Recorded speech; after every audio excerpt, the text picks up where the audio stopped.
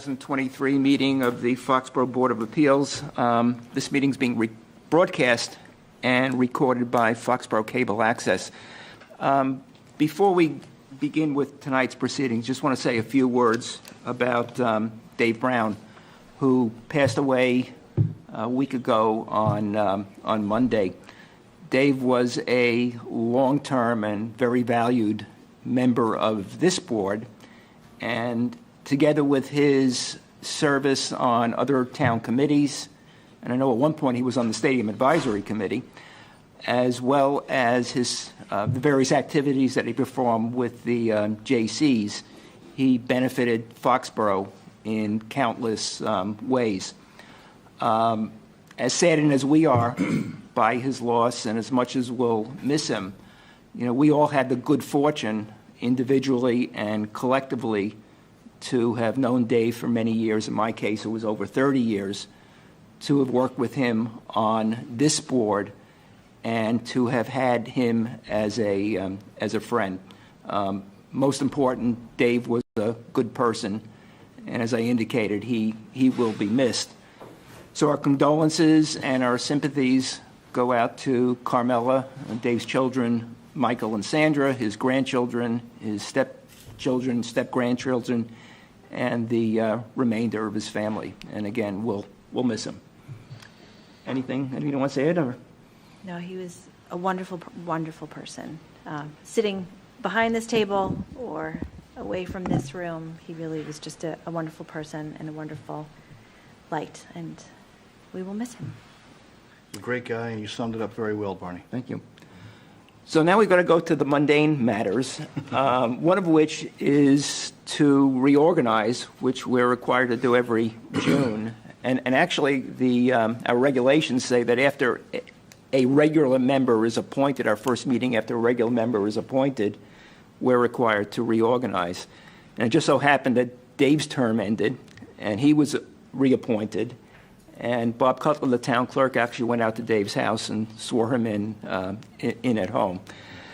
So what I'm going to do, for the sole purpose of accomplishing this, because we need to have a quorum and only the regular members are authorized to vote, is to, just for the purpose of voting, have Lorraine basically vote in Dave's stead, okay, on for this sole purpose. I offered to Kim, when we spoke last Friday, the opportunity to be chairperson, and she said, "No, thank you." Okay. So what I would suggest is that I continue as chairperson, Kim be vice chairperson and clerk, and after the Board of Selectmen, and we'll talk about this a little bit later, but after the Board of Selectmen appoint, I should say the Select Board appoint an individual to take Dave's place, we'll reorganize. So if I can have a motion to that effect? So moved, what you just said. Second. Okay, all in favor? Opposed? Okay, thank you. So the time being 7:05 p.m., so to speak, we have the continued public hearing of Foxborough Realty Associates, LLC, requesting a special sign permit as applicable to signs within a large development in Sign District 1, pursuant to the Code of the Town of Foxborough, Massachusetts, Chapter 213, Signs, Section 213-3B and C, to allow for, 1, the video message board component of the replacement signs, and 2, the replacement signs to exceed the permitted size at Patriot Place. It's Assessors Map 10, Parcel 6, Map 24, I'm sorry, was that page 2? No, parcel. Map parcel. Map 24, Parcel 2, and Map 10, Parcel 7. And we see, hey, we have Attorney Tam from the Netherlands. But first, Kim needs to... Yes, I'm sorry. Okay, so I have filed with the town clerk and also with our chair. It is an affidavit, review of public hearing, evidence affidavit, that I missed the May meeting regarding the application of Foxborough Realty Associates for a special sign permit, and that I have reviewed a video recording of the missed session signed yesterday. So you're entitled to vote on this. Do you choose to do so, or? Well, I think the other two were here, right? Right. So Okay. maybe they just vote on it? Yeah, Kurt had already been appointed, Okay. and so Lorraine, you'll Yep, sit. that's fine. Okay. Peter? Thank you, Mr. Chairman and members of the board. I hope you can all hear me. Yes. Yes, we can. Before we begin, I just wanted to express my own sadness and that of Dan and the rest of the craft group, because we know how important Dave was to the town and his commitment and involvement with the town. So we sincerely appreciate that and wanted to add our voices to that chorus. I'm joining remotely. I apologize for not being there, as the chairman indicated. I'm traveling with my family. I'll be back next week. But I wanted to join both with Dan Krantz and my colleague Chase Johnson because of my own personal involvement with the signage and with Patriot Place. So we'll be brief, as we had spent a good deal of time with you on May 18th when we began this hearing. But to remind the board and members of the public that may be watching, this is to replace two of the pylon signs along Route 1 with upgraded modern signs. The signs that are today are relatively antiquated and are showing some age. Chase has up a representation of the locations. We call these the P1 and P9 entrances. And these are the locations of the two pylons that are proposed to be replaced. The signs that will replace the existing pylons will be larger, and they will have a digital component to them. And that is why we are before you. We spent some time focused on the nature and the size of the signs at the last session. And I think I won't speak for the board, but there was a general consensus that the proposed signs as shown were appropriate for the location. The outstanding issue and the reason that we continued this hearing, that we asked for a continuance and the board granted us a continuance, was to provide the board some additional information on the nature of the animation proposed on these signs. And so since that hearing on May 18th, we've supplemented our proposal and made clear by letter to the board that we are not proposing to animate these signs. So what that means is that there will be no movement or action proposed on the signs, and the board is well within it's within your prerogative to condition any special sign permit to that effect. What we do propose is that the signs exceed the size permitted within as a large development within Sign District 1, and that since these signs won't be animated but will contain, which is integral to these signs, a digital component, an electronic component. In fact, that is the very basis of these signs. If that electronic or digital component was considered a message board, it would in fact exceed 40% of the total sign area. The applicant proposes to invest a significant amount of money in these signs. They are a first-class modern sign. And in fact, you don't have to look any further than the existing sign at the P6 entrance, which is central, to see exactly what it is that they propose. That sign has been out there since 2014. It also contains a modern digital message or an electronic component. It is not animated in the sense that it does not move, and the content changes no frequently than every 10 seconds, which is consistent with the state regulations. And we propose that these signs operate in the same manner. So we have a couple, we're happy to entertain questions, but I think the focus that you directed us to hone in on was whether or not there would be animation. And we can confirm that in this case, there will be no animation proposed on either the P1 or the P9 replacement pylons. And that we are simply seeking your permission to allow the total area of these signs to exceed that permitted, which is your prerogative and is within your discretion. And that as electronic signs, if these were to be considered message boards, that as a percentage of the total sign area would be allowed to exceed 40% of the total sign area. So we do have a number of images, but I'll keep it brief because I know you have a busy agenda.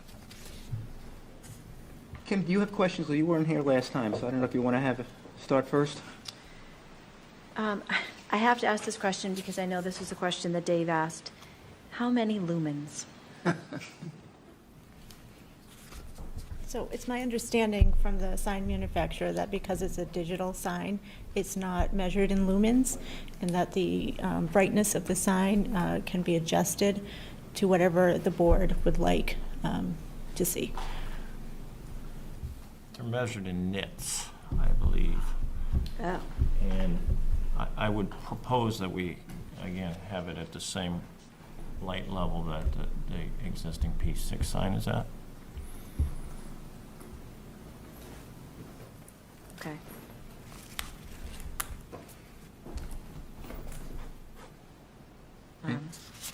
Okay, thank you. And so it appears as if the existing signs right now have small signs for many tenants. One of them has, 11, one of them has 14 or 15 or something like that. So the tenants have something that's stationary, albeit small, with their logo and or name on it. So that's disappearing. So will the tenants be able to, I think on P6 I noticed that it looked like as it revolved, or not revolved, but as it changed, that there were ability for the tenants to have advertising on P6. So will that be the case for these as well? We have Brian Early, the Vice President and General Manager of Patriot Place, to speak to any operational questions. So Sure. turn it to Brian. So the answer is yes. Some of those static signs or placements on the P1 and the P9 they are contractual to the tenant. In some cases, we're going to amend their lease agreement to allow for digital to replace. Some of those agreements go back to 2006, 2007, when that was the standard. Backlit sign with static logos. We've had 9 years of the P6 board to utilize the tenant messaging and advertising, and they all love it. So they are anxious to get away from the static that exists because it doesn't do anything for them. It doesn't allow them to, have a message about a particular sale or offering, which is what the world is all about right now. So, the answer is they will have positioning based on some level of contractual obligation in terms of rotation. But many of them are just looking to amend their agreement with us so that they can, basically we don't have to be static for X number of seconds or something like that. That would be difficult for us to manage. So would you anticipate that there might be anything or any time as you're in the process of doing these amendments where one of the tenants might say, no, I don't like the P6, the P1, the P9, I want my own sign. So we're just wondering, we're here for 1 and 9, but is the change taking away the existing 1 and 9, is that going to lead to the applicant coming to us again for something else? No, I don't believe so. I mean, having the 3 signs will be very adequate because of the digital nature of it. We can be very flexible on the messaging we can put up there, and it'll be very impactful having the 3. because you'll see messaging on the north, the P1, that will be focused on the north. Similar to what you see today, the tenants that are listed there are all the north tenants. So what will happen in the south at P9, again, will be more associated with what's going on down in the south.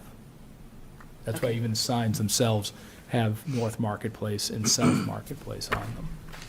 Okay, so you do not anticipate, based on any contractual obligations, that the applicant would be back here requesting additional signs for an individual tenant who was not pleased with I do not anticipate that. the change? No, Okay. I do not So anticipate that. P1, P6, and P9 should cover Yes, the contractual element that you have with tenants. absolutely. Okay. And Mr. in Chairman, addition to advertising the various tenants, you'll probably advertise events that are occurring at the stadium or within the complex? Absolutely, yeah. Okay. That's very effective to do that. Or And parking or safety issues, I presume, as well, or would that be included, or? They're, they're not as effective for that. We use, if you notice, we use temporary signage for, event wayfinding and event parking. Those are, so these would be more about, bigger events, in-property events, and obviously the tenant offerings that are available.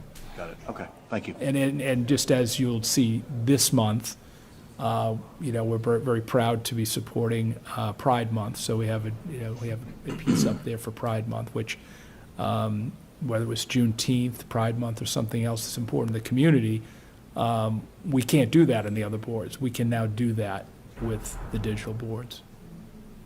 Okay. Thank you. Lorraine, any questions? I don't have any questions. I think the size change is certainly an improvement over what is existing there now, and appreciate that you are offering to have it in a digital format as opposed to the animation, so appreciate that. Thank you. Scott, are you still there? Scott Yes, Sheffy sir, I'm here. is zooming. Any questions, Scott? None at this time, sir. Okay. Any questions or comments from the public? Okay, when do we have a motion to close the public portion of the hearing? Motion to close the public portion of the hearing. Second? Okay, all in favor? Aye. Okay. At last month's meeting, I think the only concern we had was with the animation.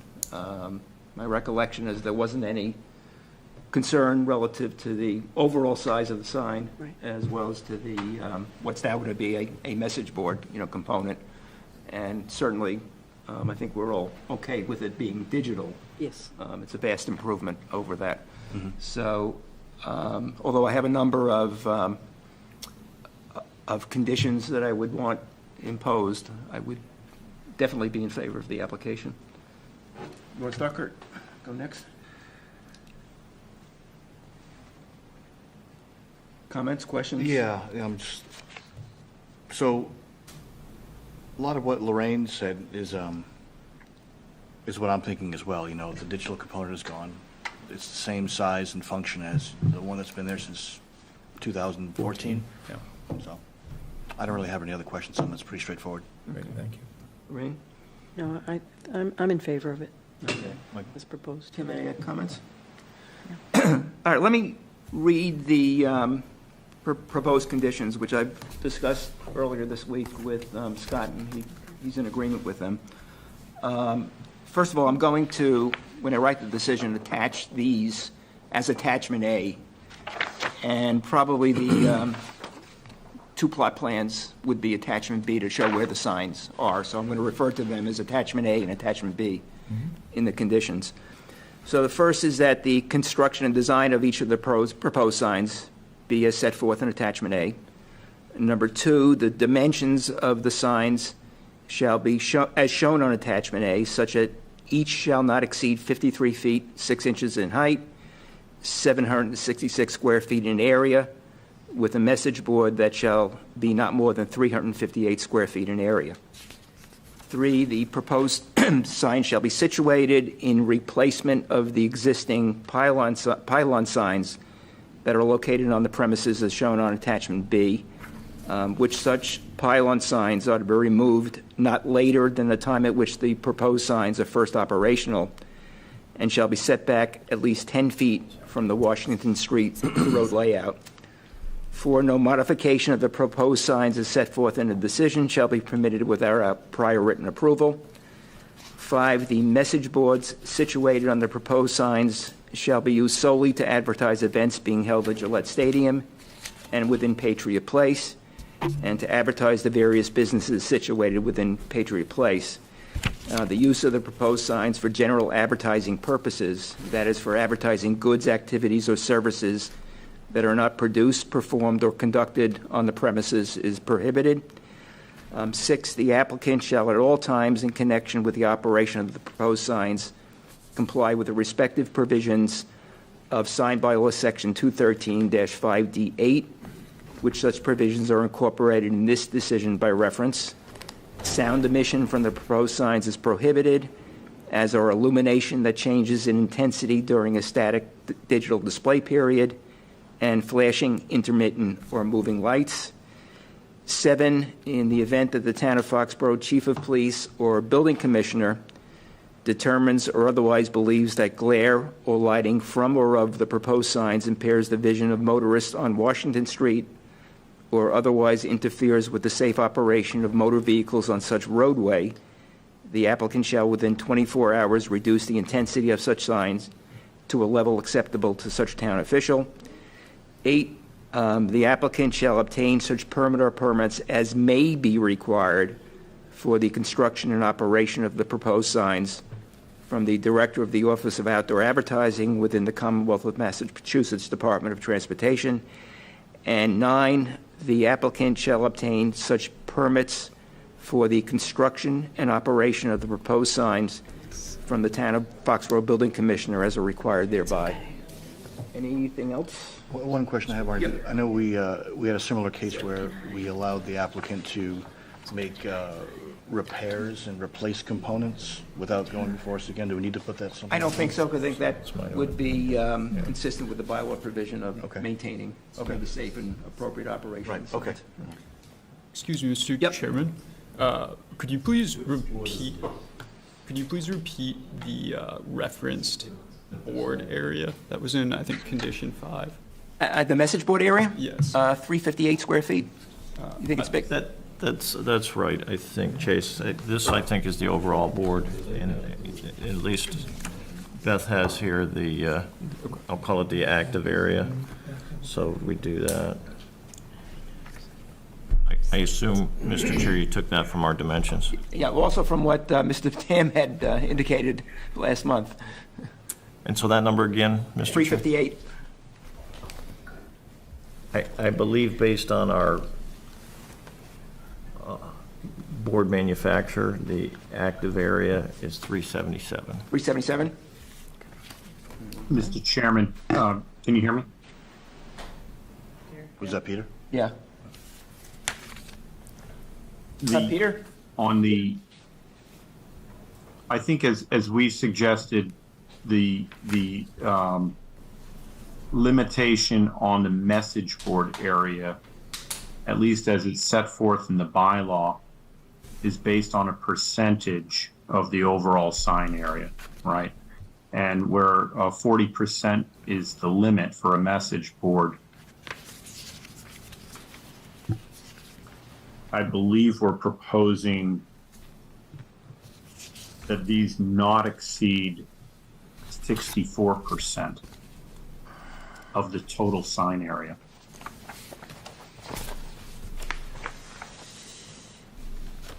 So rather than focusing on, we're fine with attaching the plans that were proposed. But with respect to the message board, I think I'd be more comfortable with a cap of no more than 64% of the total sign area.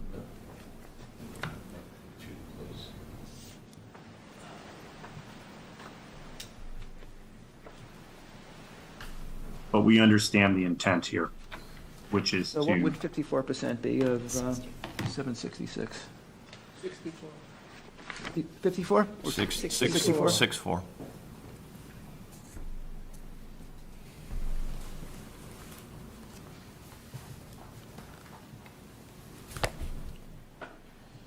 I don't know why I have in my notes 47%, 358 square feet. Yeah. Video board, 415 square. And then 358 is my note. Mhm. I had 358, approximately 47%. That's what I had too.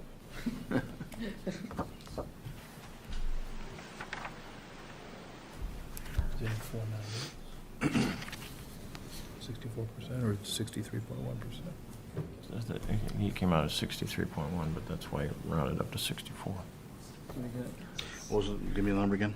Well, the entire sign area is 766.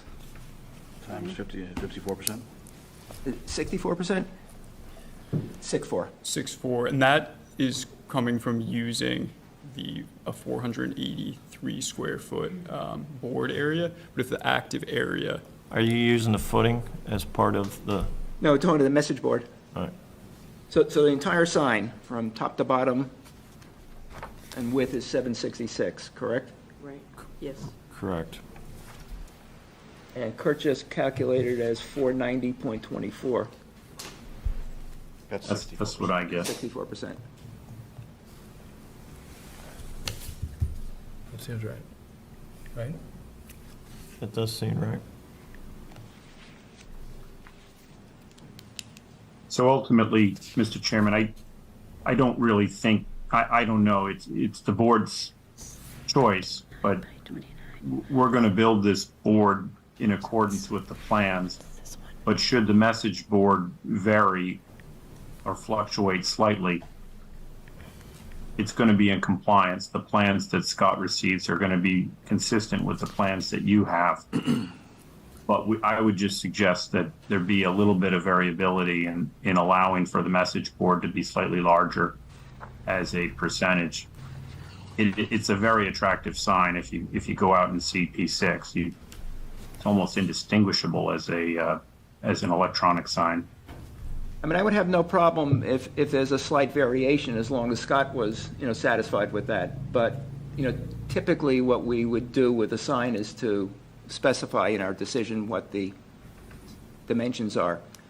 So if we're talking 64%, and we get, 490.24? Mm-hmm. Yes. We could live with that, yeah. I mean, that works for me. If it, Okay. Yeah, and I actually think that's much larger than it's going to require, based on what I think we're buying. Are those monitors, I presume they're custom made, you can make them in relatively any size, or is there parameters? Well, the modules, for this particular pixel pitch, I believe the modules are about 11 inches wide. Okay. so would it be okay with 490.24 as opposed to 358? I don't have an issue with that. Okay.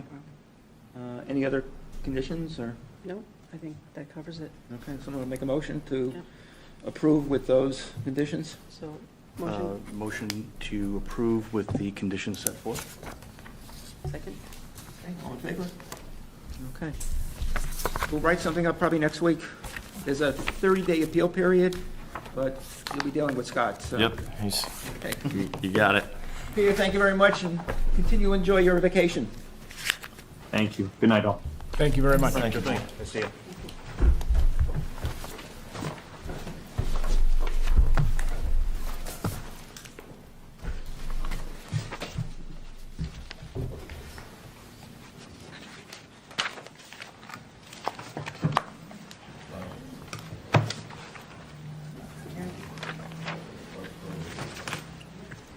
Diana, can you get her to get Scott, so that Scott's on the monitor, so we can see him? Scott back?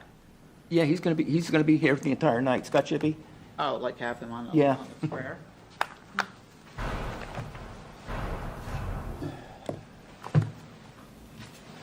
Just like that? Yeah, I don't think I have Yeah, any good, issues. good. Okay. Well, Scott watching over us.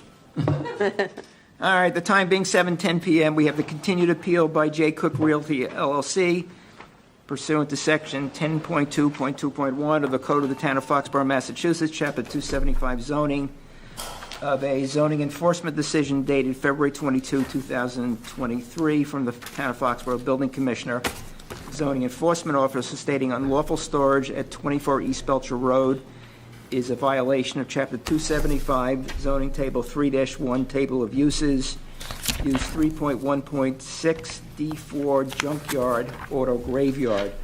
Properties located in the Limited Industrial District and the Water Resource Protection Overlay District. So since our meeting in, I guess it was April, we had a site walk on May the 4th. The matter was continued to May 18th. However, because of the fact that Mr. Lovely was unable to attend that night, we continued it until tonight.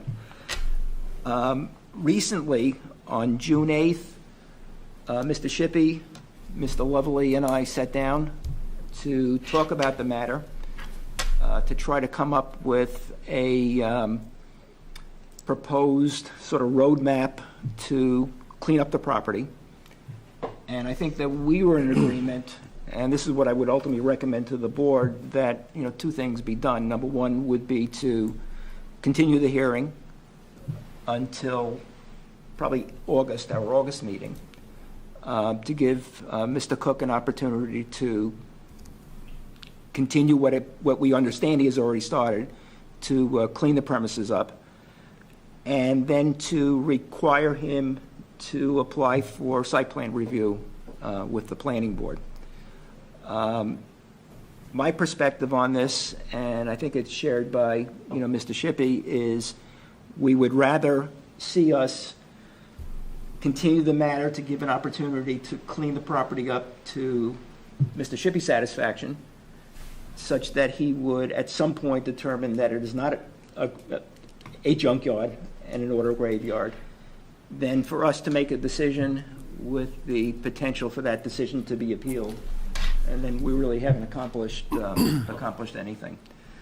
So that would be what I would recommend, that we continue the matter to our August meeting, that we would require, Attorney Lovely and Mr. Cook to file for site plan review with the planning board, to say file by August 15th.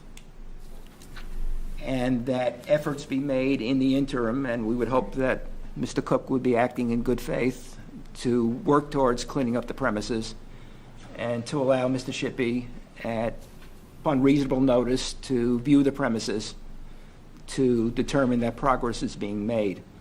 And as long as progress is being made, I'm not going to continue this, or I'm not going to recommend that we continue this forever, but as long as progress is being made, I'd be willing to continue it to the extent that we're satisfied, to the extent that Mr. Shippey is satisfied. Jeff, do you want to add anything? Yeah, the only thing that Mr. Cook pointed out to me is if your August meeting is August 17th, he has a pre-planned annual family vacation that week as well. So I don't know if you would have a special meeting or something like that. No objection to continuing to work on the site. No objection with the site plan. We'll do our best. I have my vacation that I'm going to be overseas for a while. So, but absolutely, he'll continue to make progress. He has already made some progress. I'm optimistic that we'll be able to take care of this. Okay, well, we can talk about a date. Scott, do you have anything you want to add? At this time, you said it eloquently, that we need to work with the applicant. So I'm good with that. All right, let me allow I would just like to add that Matt Brennan would like to accompany me during those inspections. Okay. No objection. Let me allow some public commentary. Before I do so, however, let me just state that this this matter deals with East Belcher, does not deal with Spring Street. So I want to hear nothing All about, about East Belcher. I just want to hear about East Belcher if you have any comments. I do. One of my concerns are that Mr. Lovely says he's made progress. What kind of progress has he made? So I have pictures of his place on East Belcher, and I don't see too much progress. He's removing items as he can, he's What type neatening of up. items? Tires, equipment, machinery. He's got a lot of machinery on there. He's got a lot of stuff sitting on the corner of the road. It's been there for over a year. In fact, I almost got hit the other day going through there. The guy was coming on the wrong side of the road. He was probably on his phone, but he couldn't see past that type of equipment. Now, I go up that road probably once a week to go uptown, and I've seen very little progress going on. This has been going on for however long we can look back on the dates. But this accumulated over a period of 10 years or better, that the junk was put in there. And none of this stuff runs. And it's just, I mean, how long is it gonna take to clean it up? We're gonna keep continuing. Gonna keep waiting, and he's making a good effort. Well, I don't see a good effort. I'd like to see a good effort to clean the place up. And I don't want to see the stuff brought down to Spring Street. We'll give him a reasonable opportunity. Like you said, That's all I ask.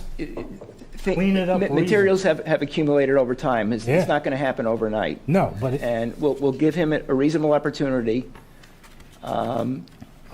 You will give Mr. Shippey a reasonable opportunity to inspect. And when we come back here at the next meeting, if we feel there's been sufficient progress, we'll talk about continuing it further. If we feel there has been no progress, then we'll make another decision. But I'd rather, as I've indicated, and as Mr. Shippey has indicated, is to give you an opportunity to progress in the direction we want. do you have any proof of progress of what you've actually taken out of it? I do not have any proof. I mean, with it's all me. hearsay. We'll deal with that Okay, I at our just next don't want meeting. this to continue on for another year. We'll deal with that at our next meeting. All right. At the next meeting, can we discuss that it's coming down to us, our end? Because that's all that's happened.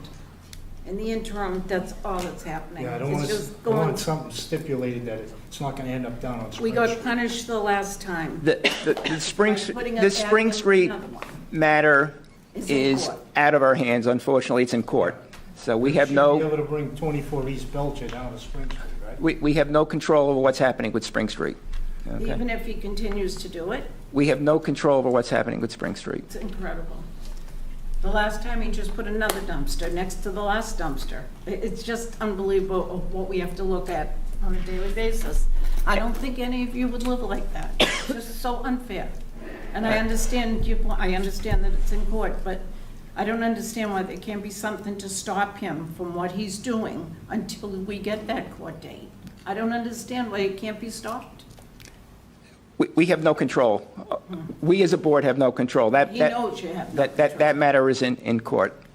He's told me he's not bringing stuff from East Belcher to Mr. the Lovely, farm. please come down. Just please come down and open your eyes. Take a look. He just All right. adds dumpster after dumpster. Ugh, Anybody else? Jack, say something. I'm with these guys, and I live across the street from the dump site. And they're absolutely. Again, I just want to hear about East Belcher. I don't want to hear about Spring Street. Well, We hey, also were informed that this wasn't going to happen tonight. We told everyone not to come. So that was very unfair. Jeff, you sent Scott and I an email earlier today. Yes. Do you have a copy of it? Do you want to read? Sure. Here's what, after that meeting, we consulted and we talked about some of the measures that we're going to undertake to help resolve this issue. My client will provide a list of vehicles, equipment, parts, and supplies used in his business that might be stored outside. We'll review methods to provide screening and buffering from East Belcher Road. Any tires, unusable tires that are brought on site because he repairs tires will be stored in a roll-off container until it's full, and then it will be brought to a tire disposal area. The tires that he intends to use to repair trucks as they come in will primarily be stored inside the building. Space, depending on space, there could be tires in the yard, but he's only going to have tires that he could replace on a truck after he disposes of any unusable tires. Same with wheels, the metal wheels that are the center, they may be stored outside, but anything that is not repairable or usable will be stored again in a storage container, and when it's full, it will be disposed of. He's not going to accept anything on site without a plan and timetable to repair and remove it. Will continue to remove items that aren't under repair or for use as parts. He's going to keep away from East Belcher Road. Ultimately, with regard to the planning board, the lot to the left will ultimately, ideally be used for parking of trucks and trailers that are used in the business and or under repair. Most of the truck and automotive parts that he uses for his repair business will be stored inside the building or behind the building to reduce any visibility from East Belcher. And that's some of our initial ideas, possibly some fencing behind the building or something like that. Definitely has to remove a lot of items from that area. He's working on that, as we discussed. Some of the items are ultimately shipped over to Haiti and reused, and Haiti is shut down. I think Nigeria and Cameroon may be partially open. And a lot of this kind of got a little bit worse during COVID, so we hope to unwind it. And we appreciate that you're willing to work with us and give us some time, and we understand that we do have to show progress. So by showing progress, would we meet next time? Can we have a list, some pictures, some kind of documentation on what was actually removed from the site? Can you do that? Yeah, we can do that. Yeah. And Scott will be out, I don't know how often, but we'll just say periodically, and it'll give you notice to inspect, and ideally, from time to time, he'll see that there has been some progress made, so. But I think it's a good idea, just to give us, photographs and what have you. Yeah, I agree, because I was thinking, I'm wondering, by what criteria are we determining that progress is being made? Repairable tire and a not repairable tire? Yeah. Right, because I'm just concerned that what was not viewed as junk there can continue. Again, the initial determination that this is a junkyard was Mr. Shippey's, and I think at some point he's going to say to us, ideally, that it has been improved to his satisfaction. Conversely, he'll say to us, there hasn't been a progress made, and still is a junkyard. I would think that if at some point Mr. Shippey says that he's satisfied it's not a junkyard, we'll have to make the decision if we want to do another site walk and see if it complies with our own criteria. But we'll cross that bridge hopefully when we come to it. So, overall thoughts as to? I agree, and I will be really curious what Mr. Shippey has to say when the next or first periodic visit happens. Trust but verify, right? Yeah. So we'll get that report on August 17th. Well, again, what I would like, again, you said that Mr. Cook can't be here on the 17th, so I guess we could continue it to September. What I would like, though, is by mid-August, because Jeff, you're gone most of the July, correct? Yeah. Yep. By mid-August to have an application filed with the planning board for site plan review. And of course, when that occurs would be really up to Diana, I guess, as far as scheduling it. I know the planning board only meets on August 10th. They only have one meeting in August traditionally, so their two meetings in September would be the 14th and the 28th. Would you be able to get something into the planning board before the end of July, do you think? Yeah. Well, even Probably not mid-August, for that would the get you on the 10th, September probably schedule. not for the meeting on the 10th, and the site won't be ready, so anything, we would submit something more conceptual. Okay. We need to have a plan, so we need to have an engineer, so I'm not super optimistic. We'll try. Like, August 15th would give you sufficient time, you think? We'll try, yeah. Okay. Yeah. So that's where I am, so we'll be to continue to September 21st. 21st.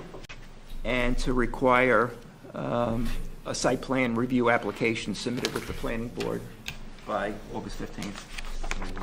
The list and images, of that be at the meeting or beforehand? For our September meeting. For our September meetings, I'd like to know before we went into the meeting if anything's actually been done. Well, we'll be in touch with Mr. Shippey. Okay. Yeah. All right. Forward that documentation prior to that time. So, Jeff, 1 second. Someone want to make a motion to that effect? To again continue to, Motion to continue to September 21st, requiring a site plan review by August, Well, an application. application, sorry, by August 15th. do we have a second? Second? No, you're voting on this. Yes. Yes. So actually, the motion should come from Kurt. Okay, sorry. So let's, Yeah, those two. motion to continue the hearing till 9/21/2023, and also to extend to 10/31/2023, the time within which we're to render our decision, and to require a site plan review application being filed with the planning board by August 15, 2023. Dana, do you have a form to us to sign? Okay, I'm going I can send it to Jeff tomorrow. okay. I'll text you something tomorrow or email you something tomorrow to sign. Extension, Okay. yep, that's fine, thank you. All in favor? Opposed? So 9/21, and hopefully we will have a lot of progress. Great, thank you. Thank you.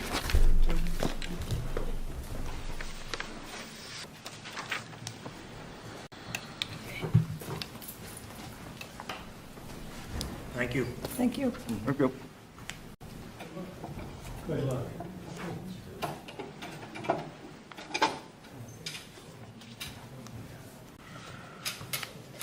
Barney, I'm just gonna go grab a drink of water at the water fountain.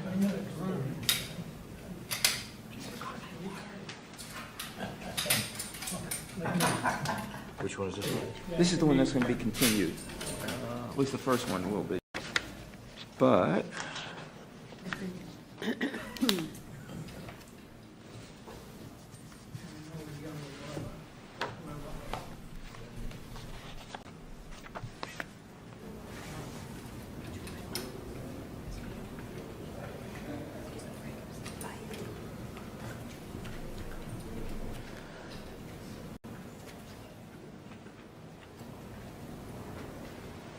Thanks, Barney.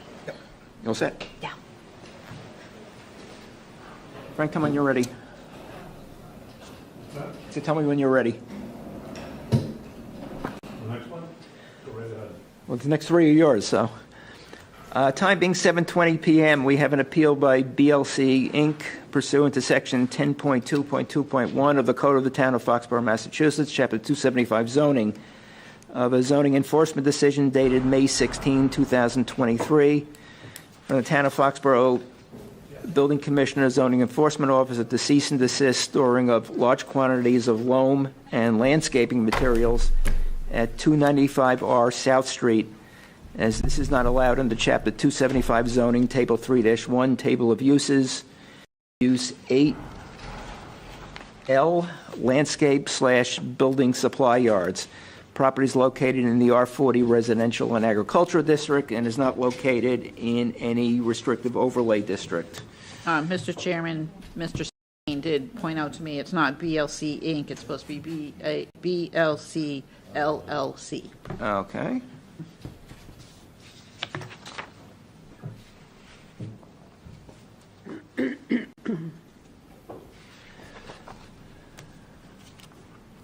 Frank, you have submitted a letter to us requesting a continuance. Yes, we're just asking for a continuance until August. Okay. I'm away in July. Oh, gee, because we have a light schedule in July. And we were hoping to have August off. And we just filed the appeal, and I'd like to gather information, meet with Mr. Shipley and my client, see if we can possibly resolve it before even coming in here. But mainly getting, more information with regard to what's going on. Okay. Are you Mr. Griffin? I am. Okay. I think Diana told you that the request was being made? Yes. And do you have any? Just wanted to make sure that it was going to be continued and that the board had an opportunity to see my letter of comments and support for the cease and desist order. So I don't know if I gave them out to everybody. everyone's got a copy of it now? Yeah. Okay. Frank, you have a copy of Mr. Griffin's letter? And I just got it I just saw it about an hour ago. I haven't read it, to be honest with you. Okay. But I will get to it and give you a call. Sure. I think what we'll do, rather than spend any more time in this matter, typically we read communication into the record. Sometimes it is lengthy, we'll waive the reading. I think what I'd rather do is wait until August.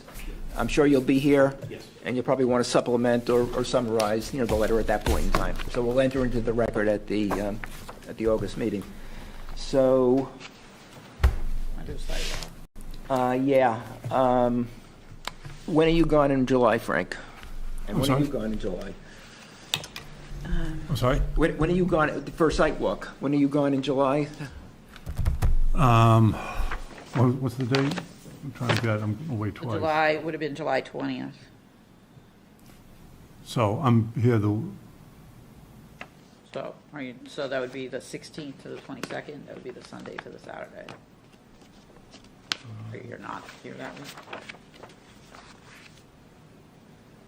so what's the date of the hearing?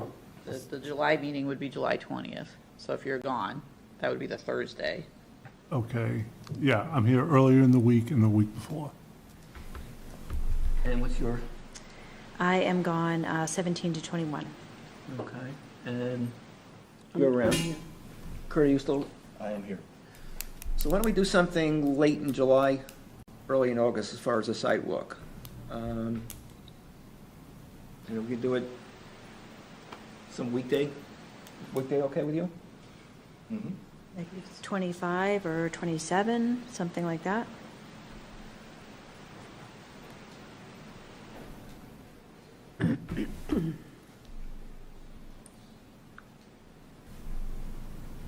July 27 is good with me. Good with you? I'll be honest with you, I prefer a little later. Little so I in can get August? more information to see if we can get some things resolved. Okay. Yeah, later in August. Sometime the first week in August? Sure. 3rd?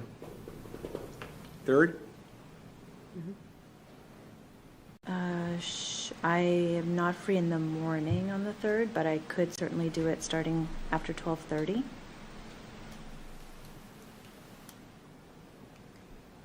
I'm good at any time. I'm good with the afternoon, 1 o'clock.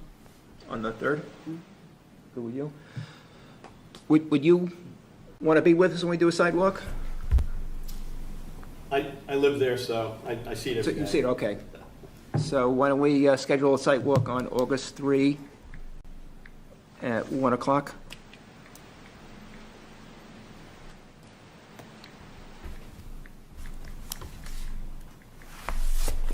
And we'll continue to August 17th. You good? Yes. Okay. Kurt, once you vote on this, so do you make a motion to continue to August 17th? So moved. Second? Okay, all in favor? Okay, so Frank, you'll be with us on the sidewalk then, so Yep. we'll meet you on the premises at 1 o'clock on the 3rd, Yep. and then again, continue it to August 17th. Okay, thank you. So the time being 7:30 PM. John Persson requests a special permit pursuant to the Code of the Town of Foxborough, Massachusetts, Chapter 275 zoning, Section 5.4.2, to allow an increase in the nonconforming nature of a pre-existing single-family residential structure and attached garage by means of the reconstruction and expansion of the attached garage that will have a side yard setback of less than the required 15 feet. Property is located at 4 Boyden Drive in the R40 Residential and Agricultural District and is not located in any restrictive overlay district. Attorney Frank Splain here for the applicant. With me here is John Persson, who is the applicant and owner of the property. Again, the property is located at 4 Boyden Street, which is off of East Street in East Foxborough, and again, it's within the R40 zoning district. We're requesting a special permit under Section 5.4.2 to allow the reconstruction of the attached garage to a pre-existing non-conforming single-family dwelling.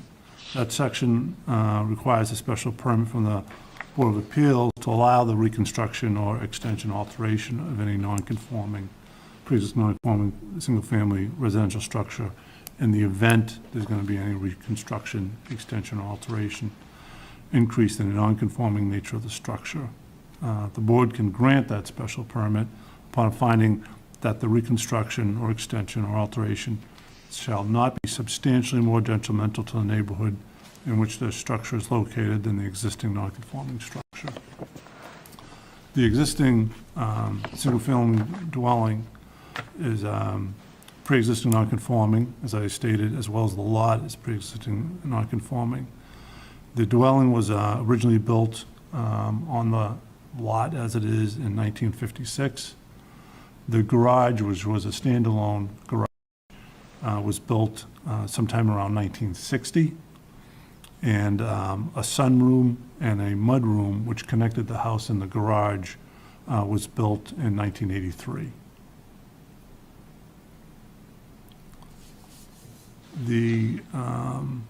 Again, the dwelling with the attached garage is pre-existing non-conforming because the structure has a front yard of 20 feet, where 35 feet is required, and a side yard of 14.9 feet, where 15 feet is required. And that side yard is the side yard where the garage is located. The other side yard is 26 feet, and the rear yard is 48 feet, and both of them meet the requirements for rear and side yards. The lot is a pre-existing non-conforming lot because the lot has an area of 12,770 square feet, where 40,000 square feet is required. Frontage is 126 feet, where 200 feet is required. And the lot width is 81 feet, where 134 feet is required. The garage that is existing there and that we're proposing has no habitable floor area, so there won't be any increase with the new garage in habitable floor area. Again, we're requesting a special permit to allow that the existing garage be reconstructed on the lot with the reconstructed garage, again, still being attached to the dwelling, having a side yard of 9 feet, where 14.9 feet is existing and 15 feet is required. The reconstructed garage will have no habitable floor area, have no bathroom, no sink, there'll be no second floor, but we are planning to heat it. The exterior of the garage will match the current exterior of the dwelling, which the current garage matches it. So they'll continue to match it with the existing house. The garage will be used by the applicant and his wife for their two cars, as well as for two hot rods the applicant owns. One of them currently stored in the garage that's existing there. now, and the other one is stored off-site. With the storage of the vehicles in there, he'll continue to work on his hot rods as he does in the current garage, but he won't be working on anyone else's vehicles at all, just his own, anything he owns.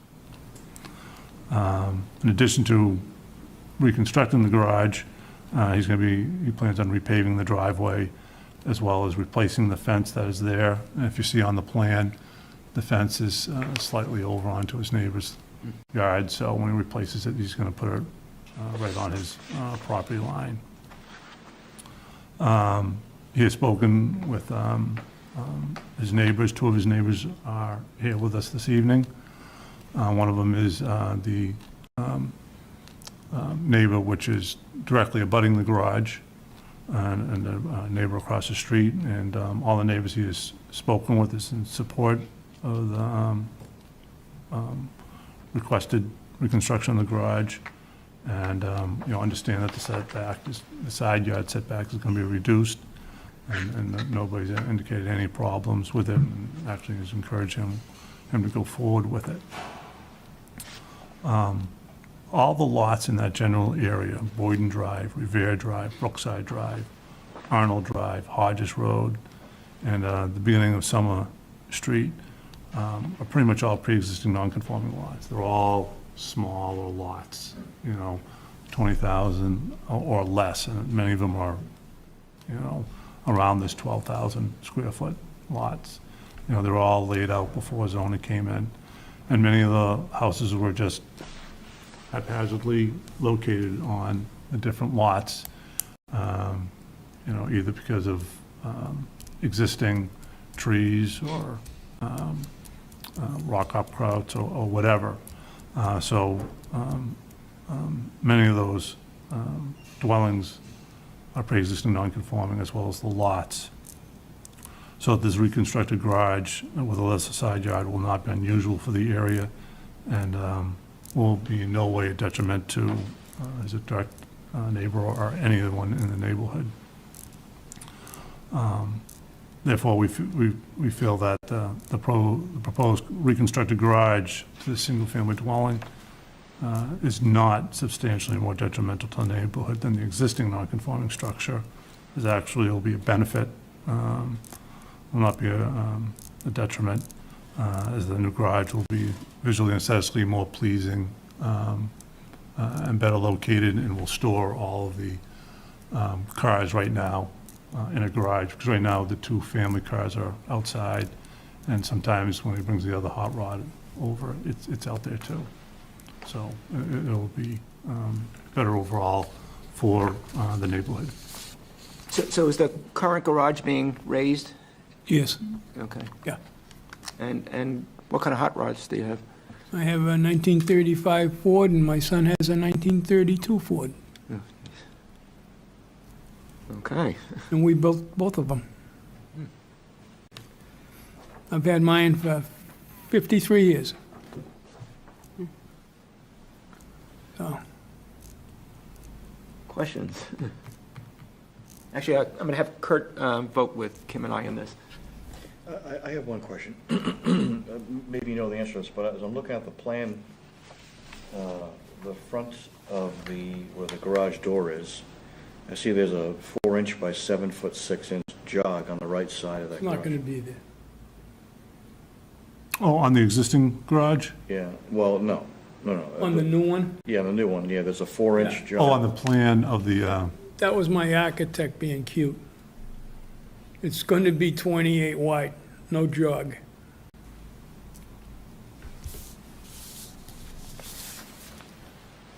That was supposed to be changed.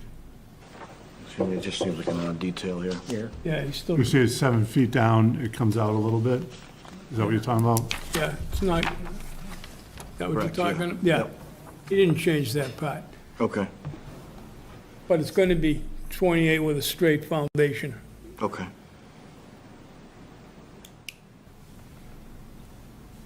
So the specific dimensions of the garage are what? 28 by 32. 28 by 32?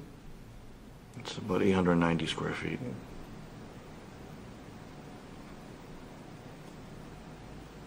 This one says 848, but. That essentially includes the mudroom, correct? Well, yeah, I guess so, yeah. Part of that garage is going to be behind the mudroom. Okay.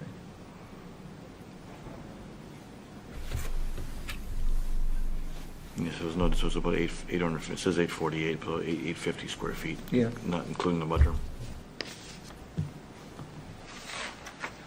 So if I'm understanding, Kurt, the question that you were asking, so if we're looking at the front elevation, that would be flat. What you're Yes, it's saying going to is continue that- straight. Okay, so Yeah, the front there's- elevation's going to be flat. Right, exactly. Okay. So no jog, no bump out? No. No. Okay. So this is the part that's gone? We're talking about this, right? Yeah, that's not going to be there. May I approach? Yes, please. The same thing. This is what you're talking about, right, correct? Correct, yes. So yes, Yeah. that should have been straight right here, Okay, right there. okay. Okay. Yeah, and when I told him what was he doing, and he said, oh, architecturally, it's more pleasing, and I said, I don't care about that. It's going to still look good. He had a phony window over it, too. All right, so I do have a couple questions. The first is, what is the height of the proposed garage with respect to the height of the house? About the same. They're about the same? Yeah. Okay. Would you say within 5 feet? Would you say? You can see right here, Kim, that's the existing house right there. Oh, that's what that Yeah, means. So that's Yeah. probably about 8 to 10 inches if you scale it. Okay. Okay, thank you very much. Excellent. I did not understand that. And so no running water? Is No. that correct? No water. So no bathroom, no sink, no running water? No. Okay. And this will be constructed of similar materials or the same materials as the existing? Yes, house. Okay. Cedar shingles, same windows. Thank you. Lorraine, any questions? No questions. Kurt, any others? No, that's it. Anybody wish to be heard? Any member of the public wish to be heard? Yes. Paul's the one that it would affect the most. Sherry lives right across the street. Yeah. I live at 6 Boyden Drive. So you're Paul- Next door to him. You're Paul Johnson? My land abuts to him. I have Paul no Johnson. objections to this. Okay, thank you.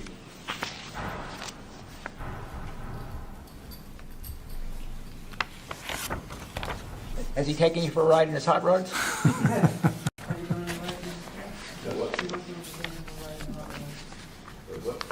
Have you been for a ride in the hot rod? Oh, yeah, Oh. of course.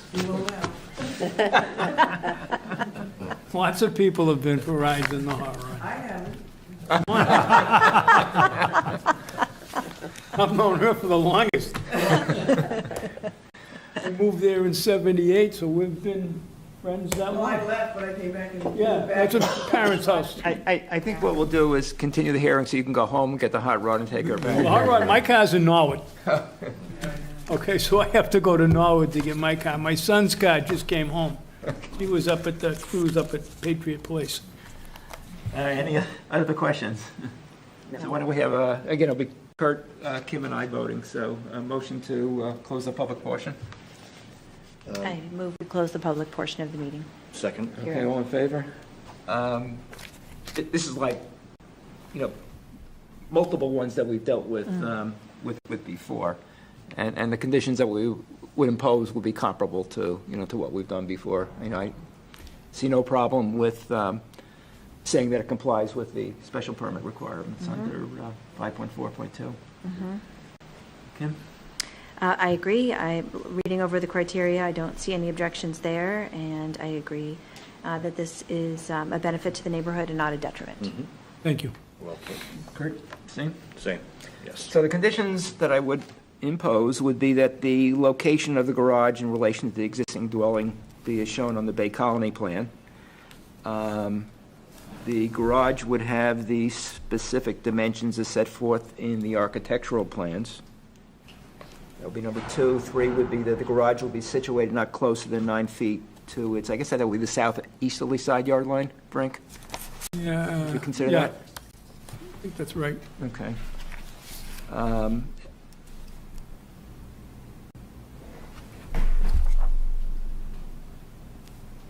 More or less? Yeah. Yeah. So I would have said I'll put the southwesterly, southeasterly but- side, but I'll indicate that that's the side yard line next to the Johnston home. Yep. Okay. 4, that the exterior materials of the garage be of comparable architectural type, materials and colors that of the existing dwelling. Anything further? No. Okay, motion? Do we want to say anything about lighting? Um, I think we need to. It's gonna have lights in it, yeah. Yeah, The rest no, of- I'm more thinking about exterior lighting, making sure that none of the, if there's Shine at the exterior neighbor's lighting that house. doesn't shine at the neighbor, on the neighbor's No. house. And sometimes when we say these things, it's not only about what's before us, but it's about someone else, setting precedent and someone else that may come before us, and that's part of why we Yeah. go through and say some of these things. So what, exterior lighting? Exterior lighting, not to spill. Doesn't spill into neighboring property. Yeah. Spill Okay. neighboring. Thank you, Deborah. Yes. Planning board thing. And we might as well add no running water in as much as that was. Yes, Two-phase electric. we have to do that for Dave, no running water. Yeah. Okay. So, motion to approve with those conditions? So moved. Second? Second. Okay, all in favor? Okay. Thank you. Thank you. Get this written next week. Hopefully signed next week. Thank you. And Frank knows what to do next. So. He will take care of me. Thank you very much. He's helped me all along, so. Thank you. Thank you.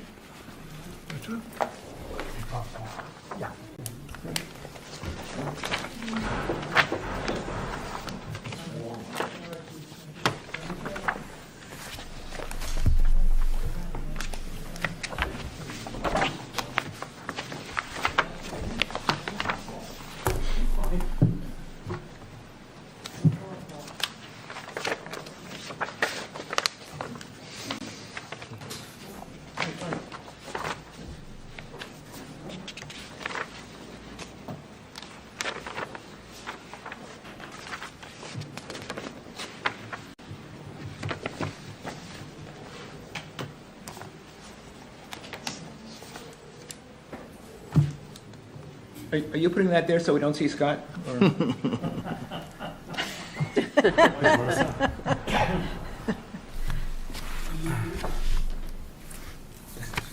You have feelings, Barney.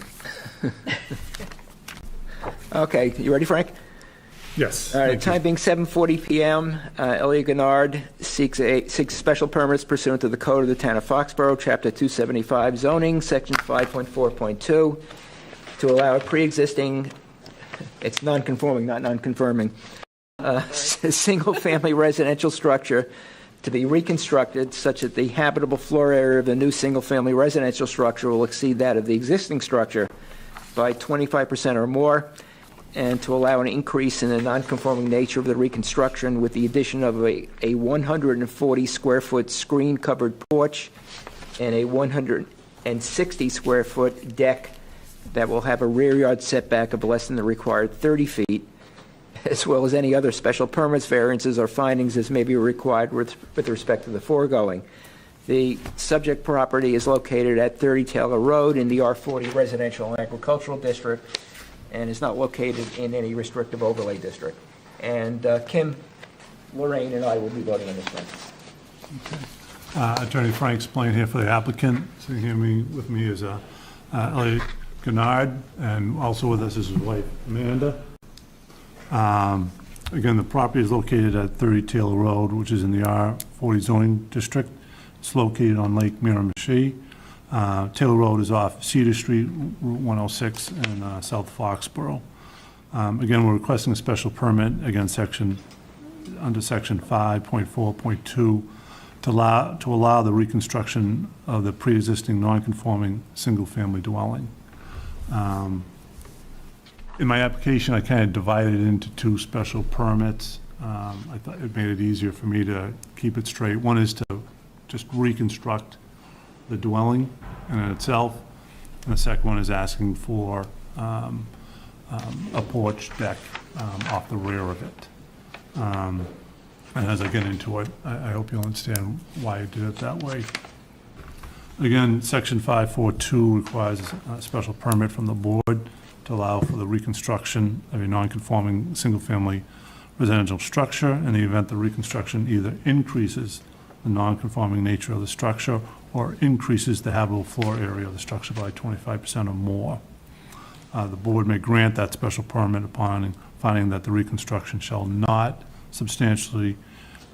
be substantially more detrimental to the neighborhood in which the structure is located than the existing non-conforming structure. The existing dwelling, again, is a pre-existing non-conforming structure, and the lot is also a pre-existing non-conforming lot. The house has been in Mr. Guenard's family since 1965, when his great-grandparents purchased the property. And he has owned the property since February of 2016. He purchased it from his grandparents, Marjorie and John Othelette, who was with us this evening. The existing dwelling was actually moved across the lake to its current location in 1965, when it was, more of just a summer place. And it was then converted into a year-round house. His great-grandmother lived in the house year-round from 1969 until her death in 1999. And his mother has lived in the house since 1999, and he lived there also with his mother for a while. The house is a one-story house with a crawl space and no attic. An addition was constructed sometime around 1980. Mr. Guenard is a retired police officer, and he will be living in the reconstructed house with his wife and their expected baby. The structure is a pre-existing non-conforming because it has a front yard of 11 feet. If I can just get up here and show you some of this. So I'm going to get into this a little bit. The lot is actually divided by Taylor Road. I'm going to get into the line in a little bit. So this is, I'm sorry, it's the overlay plan. I'll show you that in a minute.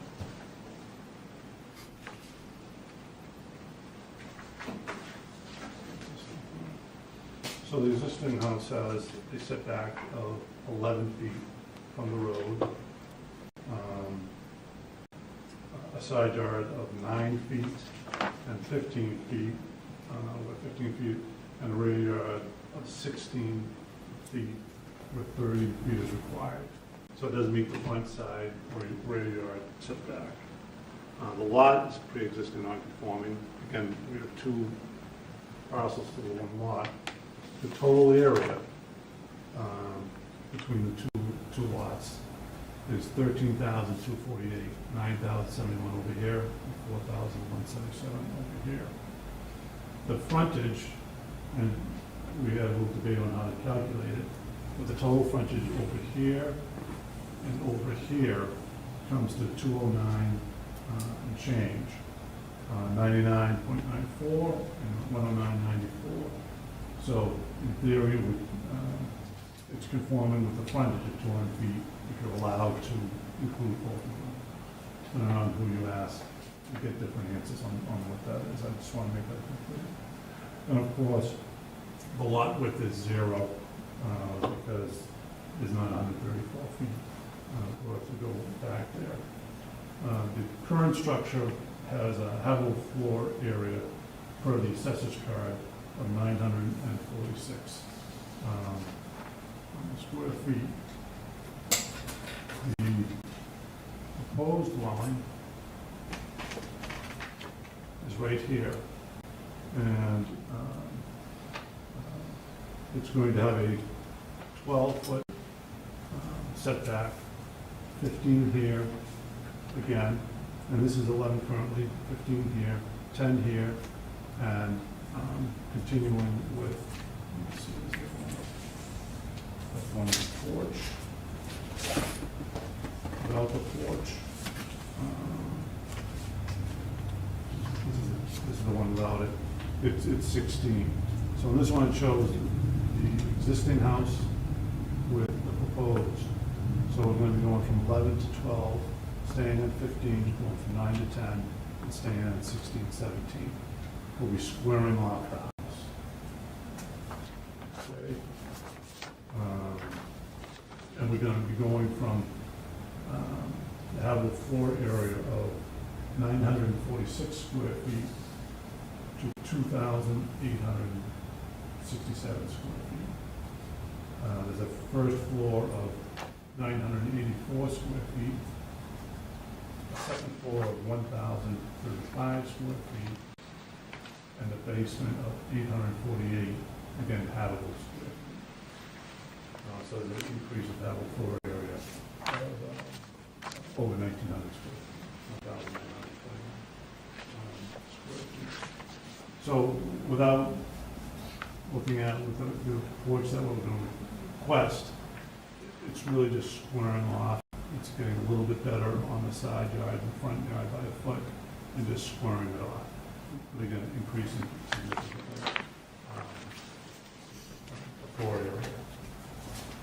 The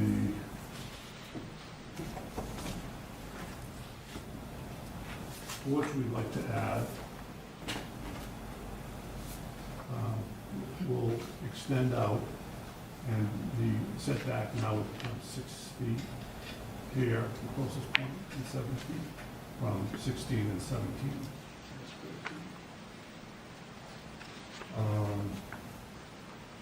Just going to give you a little history of the lot and why it runs through. The lot was originally a rectangular shape.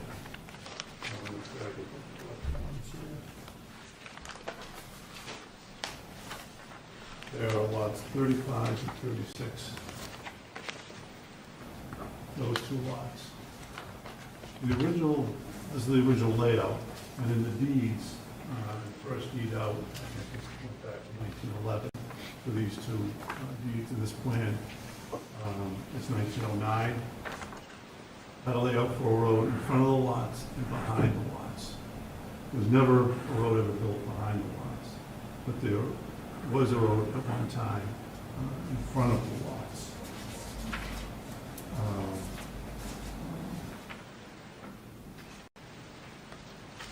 From the best of my knowledge in trying to get this information, what happened was the lake was owned by Attleboro,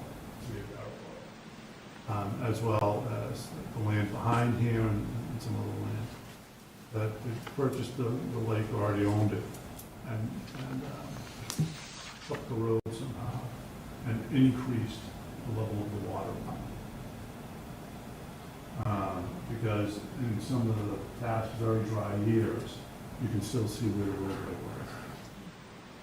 So some assumption I have to make is, prior to that happening, they said we're going to put another road in. This area back here, where Mr. Buckley is very wet.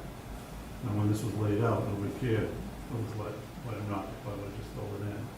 By the time they were doing this, I'm sure they were, so that the road comes in here, and some of the other lots are also split, or at the very end of those lots. And that's why you end up with the road going in here like that. And it was, from the best I know, it was just put in. And but the layout of the road was laid out and taken by the town in the 1980s. The road was already there. They went out, shot it, and it was accepted by the town. So I'm sure someone, whether it was the city of Attleboro or whomever, just put it in, because you can see, they went around the garage, for the roadway. So it's a very unique location. So again, we're proposing to reconstruct the dwelling for a basement and 2 floors, increasing by 125% the habitable floor area. But we'd also like to add a deck and a porch. Now, just trying to get the, okay, the deck will be 16 by 10, 100 square feet, and the screen porch will be 14 by 10, 140 square feet. And again, the rear setback will be reduced from 16 feet, which is being proposed for the reconstructed house, and existing there, to 6 feet. Under section 4.16 of bylaws, I'll read it to you under yards. Unroofed entrances, porches, or terraces which do not rise above the height of the floor level of the ground floor may extend into the required yard space, provided the area do not exceed 200 square feet. I've talked about this with the building commissioner. So he can put in a deck, not covered, for up to 200 square feet. We just like that, request an extra 100 square feet, but also have a porch that can be covered and with screen, because I guess in the month of August, sometimes end of July and September, the mosquitoes are vicious out there. Other properties on the road and around the lake have such screened-in porches. There won't be any heat, there won't be anything like that. It will be a true screened-in porch, and the deck will be open for the water to drain out. So the porch won't be winterized, no insulation, no heating? No. Okay. No, it will be a true porch.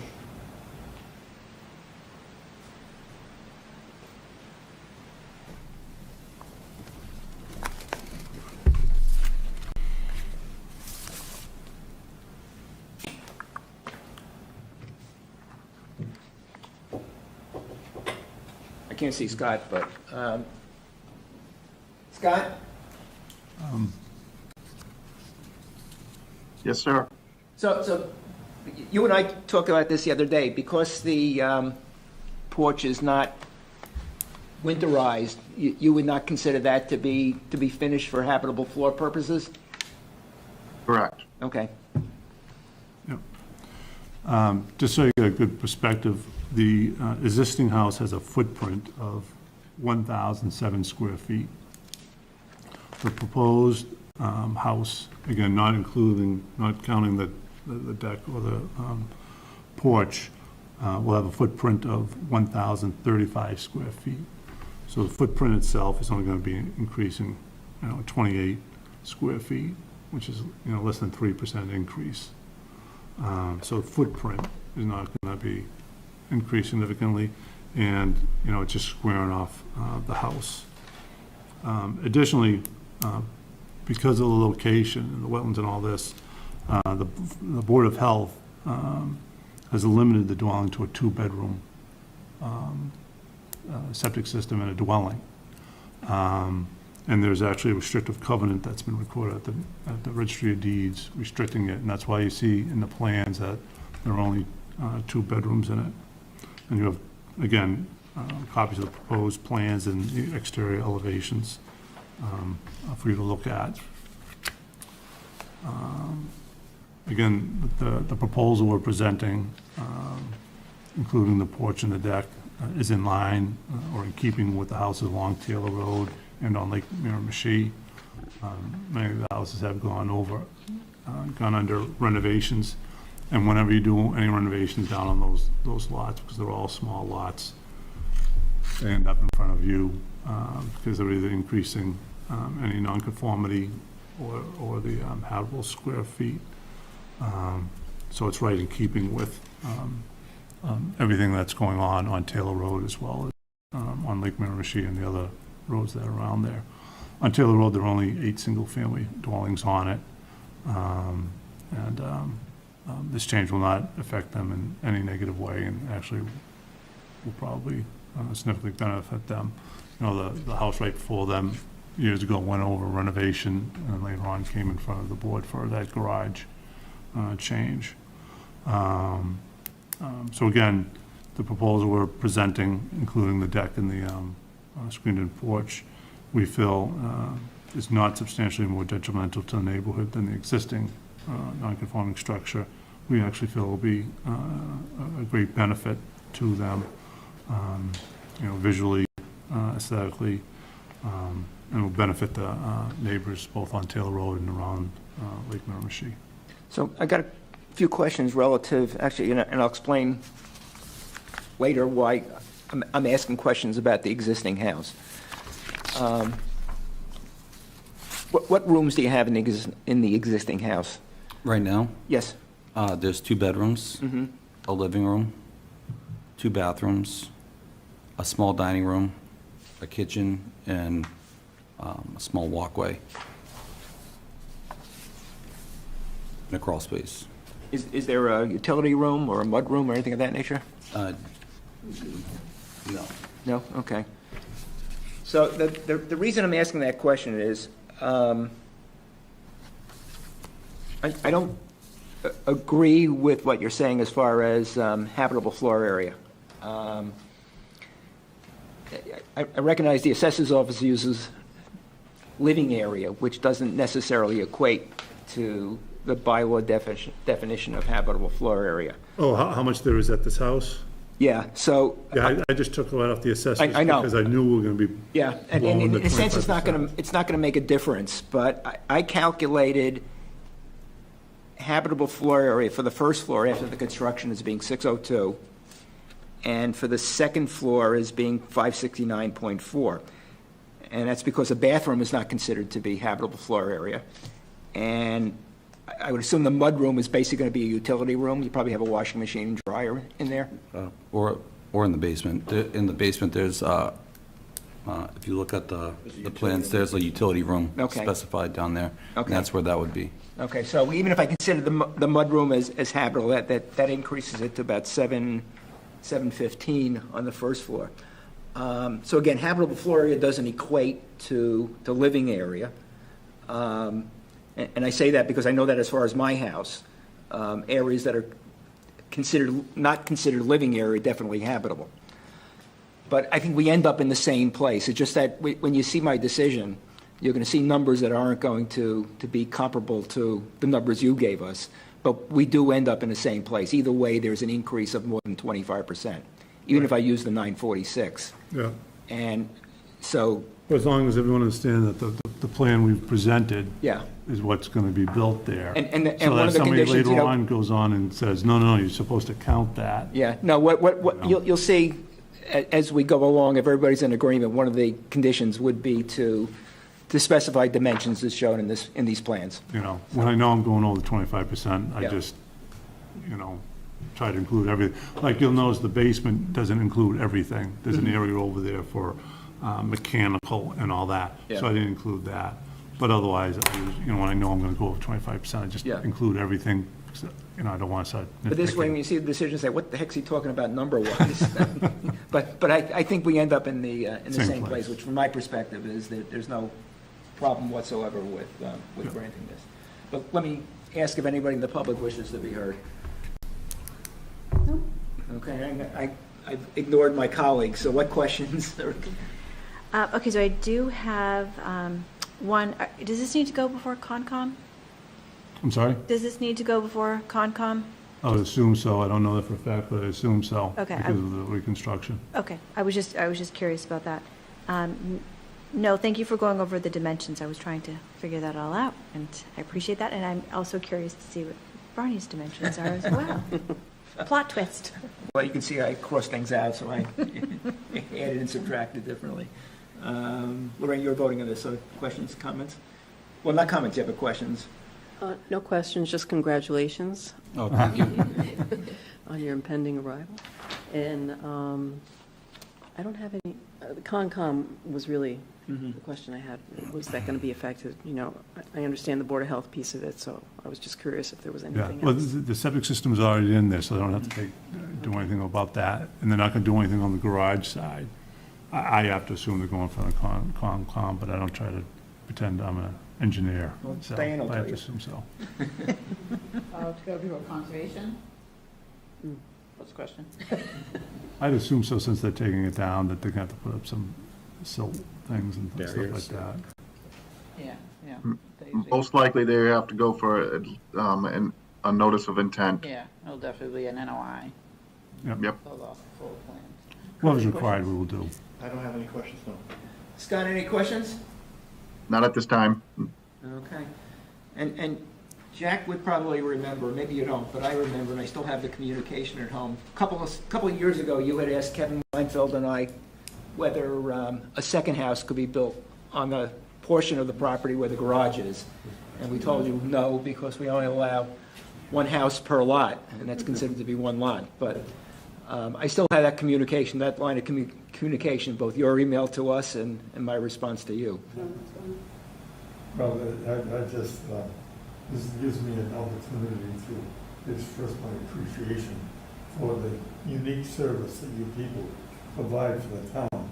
I think a lot of people have no idea the weight you carry in some of these projects. And it's admirable what you do. Thank you. Motion to close the public portion. Motion to close the public portion of the hearing? Second.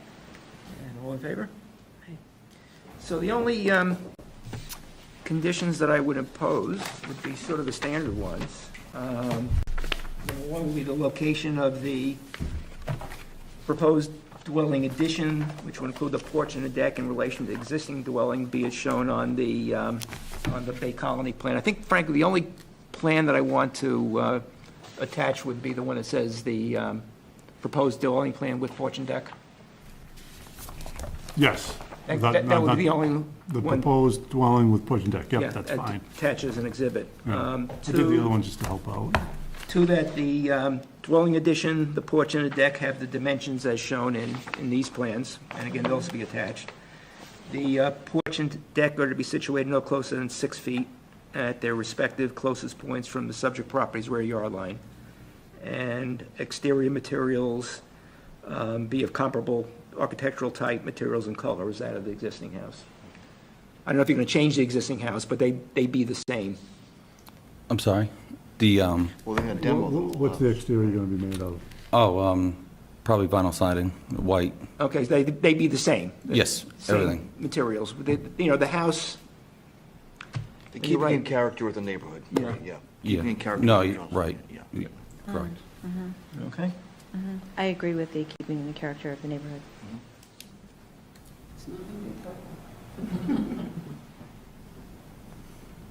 In Anything case you else? decide you want it to be cream instead of white or something like that. You don't have to come back and see us again.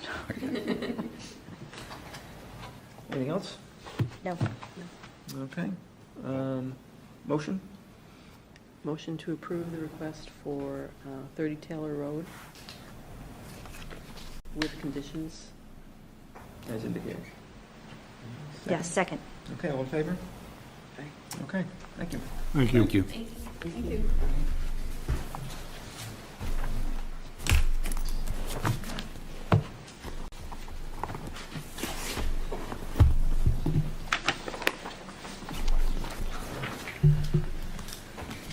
Well, you're going to get a month off from me. You can zoom in if you like.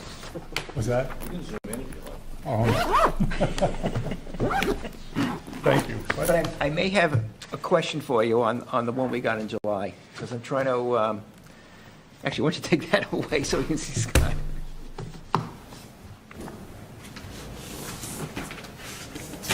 We've been trying to track down information. We have one in July that deals with Cannon Forge. And we're trying to track that information as to what can and cannot be done. So I may give you a call at some point, because I know from Diana that you have some institutional knowledge of that. So, What I got is pretty much from, talking with Phil Caspara and all that. But what I might be able to do is go through back our old files. okay, We have subdivision master files. yeah. That, have all sorts of stuff in there. But, I've worked previously with Scott about one, and I think there's old letters on how things were calculated out. Have you guys found those? Scott? I have not been able to find these letters. We've tried and retried, looking in the archives, and we cannot locate them. Yeah, my understanding was it was a letter from that Tim Higgins who wrote at one point, or Jerry McCarty wrote, but nobody knows where they are. Okay. Yeah, I'd be more than happy with you. Okay, I'll give you a call at some point. But, yeah, Scott had mentioned it to me before, and I was thinking about it later, I go, you know what, we might look something out in our old master files, Mhm. you know, with all those old subdivisions that they had wacky titles, because they were coming from so many different pieces. You know, it'd be tough, so we always kept master files. My father was involved in the approvals, but we would want copies of all the approvals for the master file, so I can look to see what we can find. Is it Cannon Forge, or is it Summerfield? Cannon Forge. Okay. Because they all had different clusters too. Yeah, I'm pretty sure it's Cannon Forge, isn't it, Diana? It's Farrington Street. Farrington.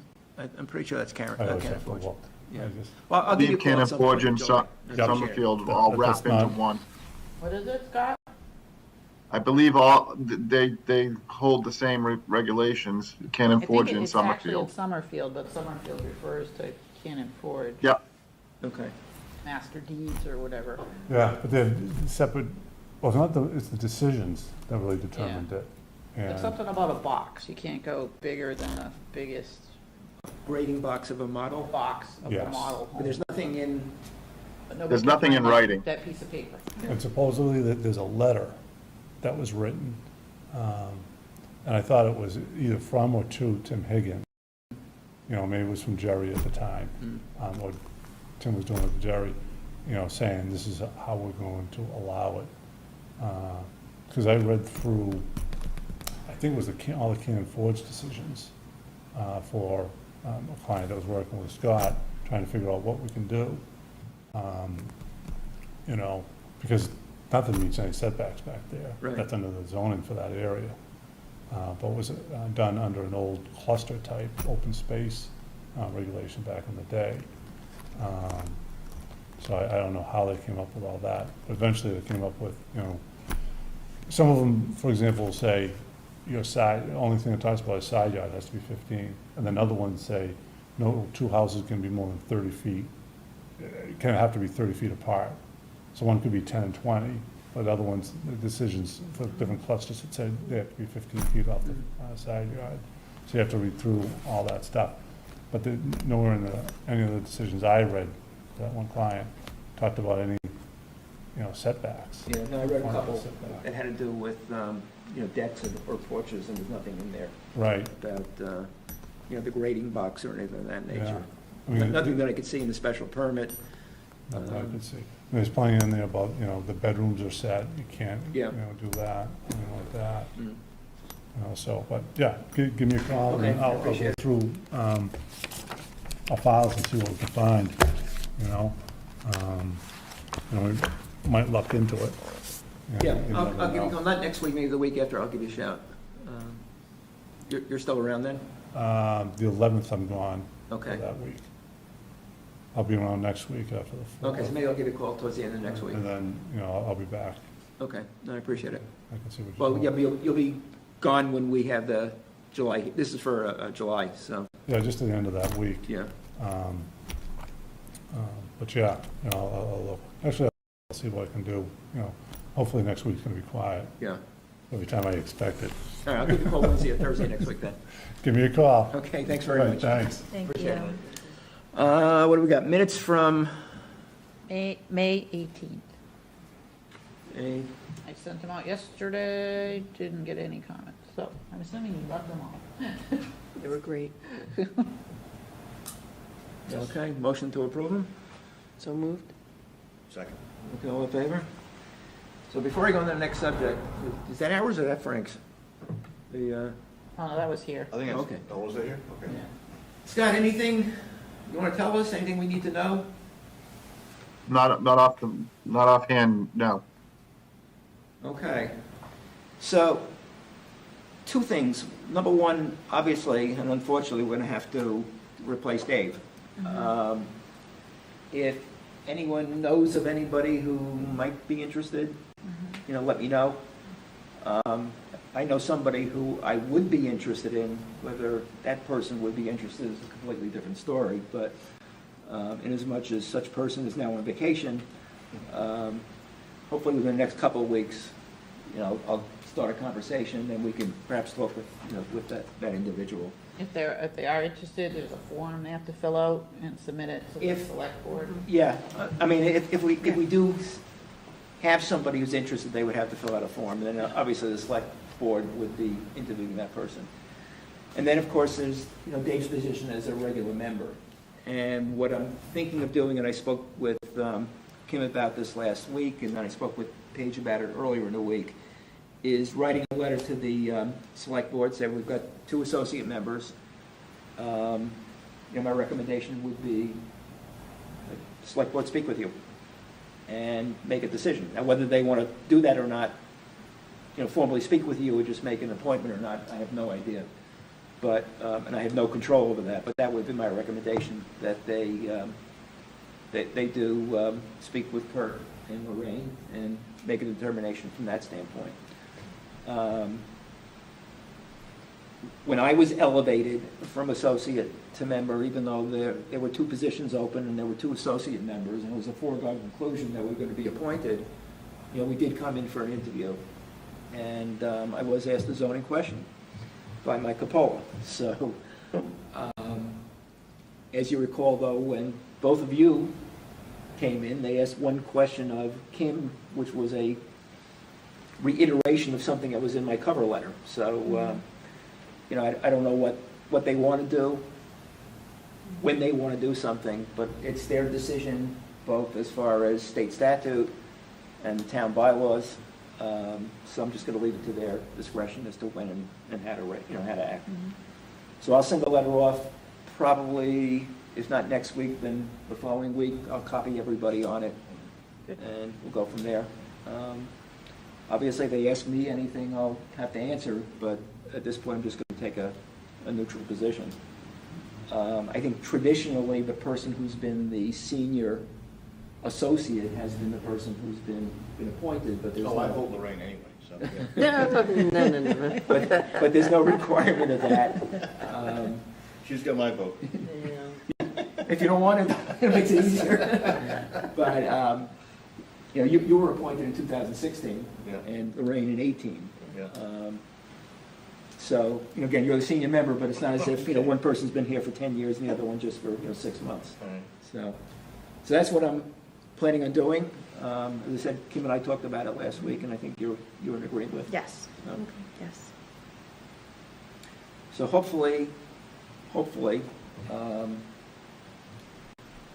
sometime between the end of July, early August, they can talk with you, and then we'll have a decision shortly after that, and go from there. Okay. But again, as far as a 5th member, anybody you can think of, just, let me know. Okay. Go from there. I have a question. So, is Paige town manager now? She's acting assistant town manager. Okay. Actually, why don't we adjourn? Yeah, okay. Motion to adjourn? Second. All in favor? Aye. Right. Scott, have a great. You as well. Happy 4th. Happy and safe 4th.